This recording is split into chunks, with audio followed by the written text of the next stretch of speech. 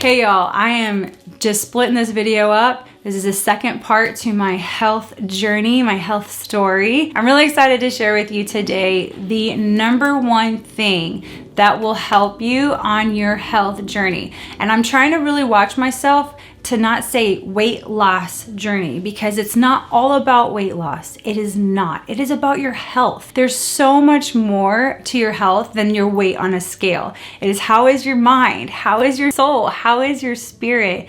There's so much more, and I'm learning that now, and I've been so much better for it. With that said, what is the number one thing that has helped me and will help you with your health journey?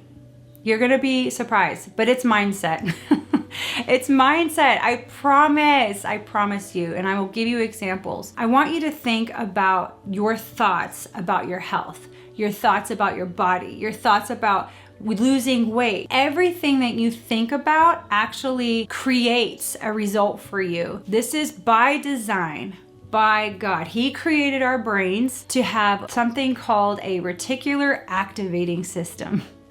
It's a really cool system that when you meditate on a thought over and over again, it kind of like creates a rut or a pathway in your brain, so that's a little easier because your brain wants to conserve energy, it wants to conserve calories, your brain wants to keep you safe. If you happen to be thinking a thought over and over and over again, then your brain's gonna be like, oh, that's easy, I know how to think that. It makes it so that you can not have to really think about it, but it's happening. This was the example that Weldon Long uses in his book, The Power of Consistency, which talks about this. So when you drive home from work, you're not thinking about each and every turn. You just kind of on autopilot go back home because you've done it so many times. So when you come back home from work, someone could be talking to you about like, oh, pick up the kids from this happened, and like, oh, I wasn't planning on doing that, but okay, and I need to pick up a, hamburger for so-and-so or whatever, and you're doing all these extra things, but you're not like panicking about getting home because you know how to get home. So that's how your brain works. It creates a pathway so that you can conserve energy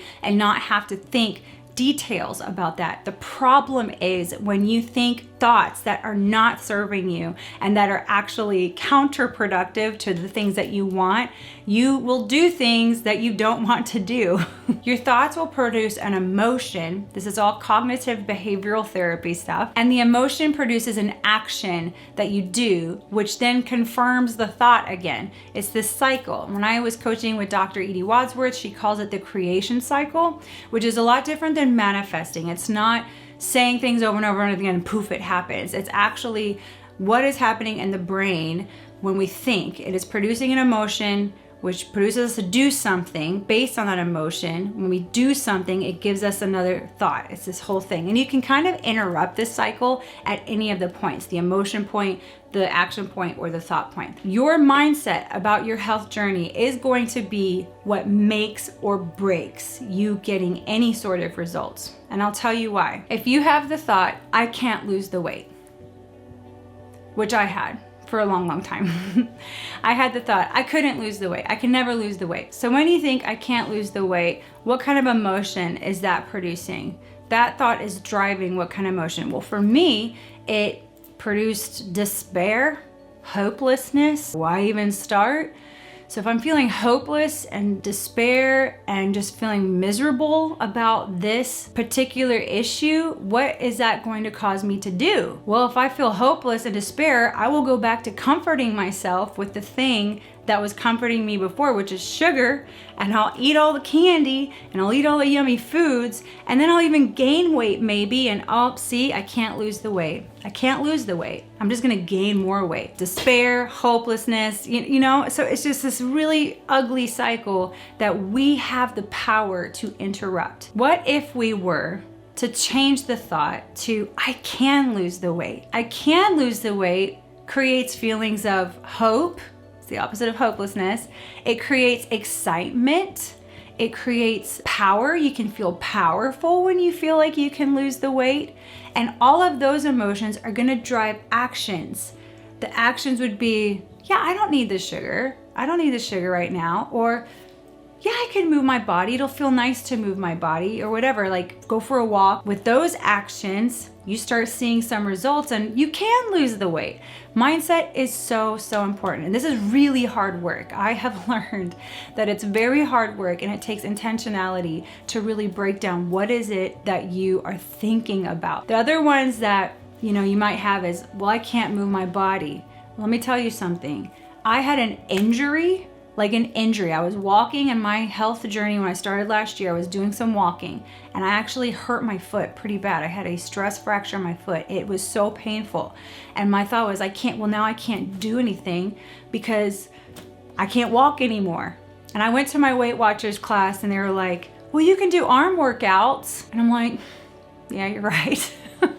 Which is true. I can move my body. I can still move my body while I am nursing and getting better with my foot. And it was also helpful for me to understand, why did my foot get injured in the first place? It's really important to listen to your body when you start this health journey, because I was going crazy with super long 5-mile walks on trails with horrible shoes. And that is what messed up my foot. I switched my thoughts to, yeah, I can still do stuff. I can do some arm workouts. I can do some core workouts, anything that would keep me off my foot. I can do a little bit on my foot when it got better, and I would slowly get better. Now I'm much better. I still can't go for long walks every single day, but I'm able to rebound now and do all those things. I would really encourage you to go listen to Dr. Josh Axe's story. He has a book that he just wrote called Think This, Not That. He recovered from a spinal infection that basically almost left him paralyzed. The doctors was like, you're not going to be able to walk again, basically. And he's like, no,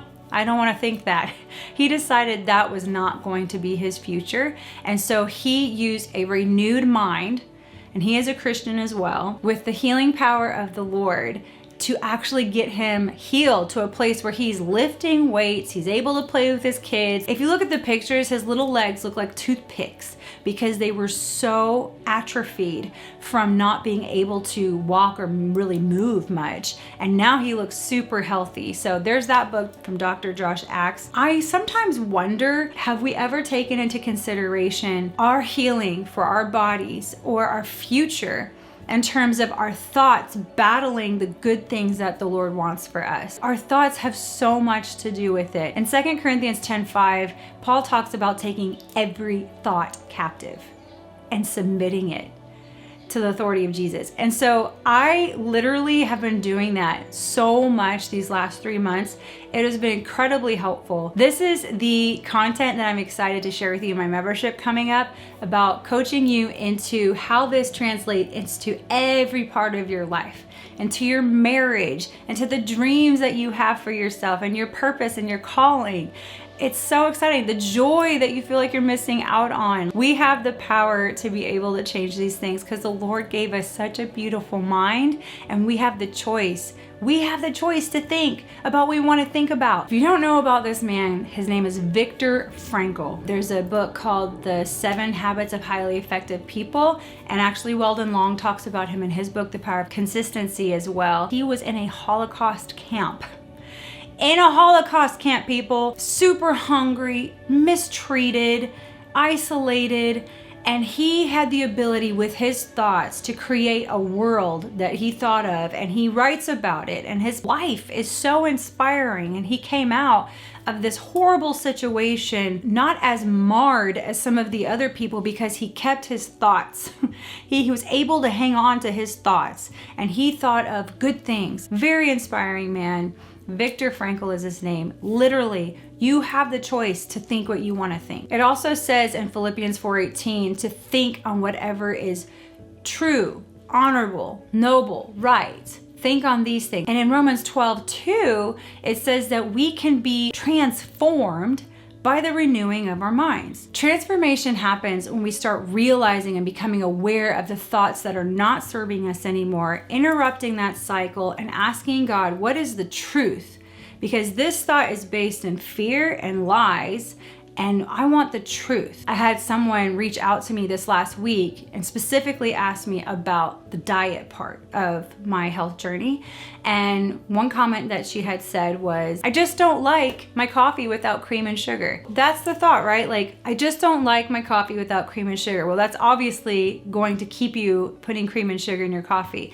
And I will say, as a little spoiler alert with Weight Watchers, if you wanted cream and sugar in your coffee, you could still have that, but you would need to adjust other things in your diet. They have a whole point system, and so I personally don't want to put my points in my coffee in the morning. I have learned how to not use cream and sugar in my coffee, and that was exactly what I told her. I said, what if your thought was, I'm learning how to enjoy my coffee without cream and sugar? That creates kind of a curiosity. It creates, like, I feel challenged and excited about figuring out this challenge. I think curiosity is a good feeling that you could have about it. And then exploration, like, you can explore some different ways that you could enjoy your coffee in a different way. Maybe it's a little less cream and sugar. Maybe it is a sugar substitute. Like, I know I use stevia now, and I don't miss the sugar at all. Sugar actually makes my body feel horrible.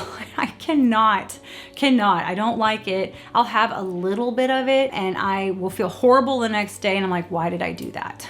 I even have a birthday bash for my son tomorrow. We're supposed to have brownies and ice cream, and I'm just telling myself, Allie, you know what that does to your body. Enjoy a little tiny bit and slow down. Every tiny little taste, enjoy it and be done. Truly, the thoughts around everything you do are affecting everything you do. I would encourage you to take a little inventory, okay? Do a thought download, as Dr. Edie calls it. A thought download of what are all the thoughts around your health journey. Is it about food? Is it that you don't like to work out, or like you feel like you can't work out even with an injury? Like, I had an injury and I thought I couldn't work out. You can always do something little. Even with like arm workouts, when I first started, some of the stuff I was doing without weights because I was so weak. I was just doing this without weights. And then eventually I added a 3-pound weight. I'm like, okay, I can do that. Now I'm up to 20 pounds, bicep curls. I can only do like 6 of them, but still going from 0 to 20 and just consistently raising it up. I just did what I could. I was listening to my body. Oh, that feels like it hurt. That didn't feel right. I should probably stop that.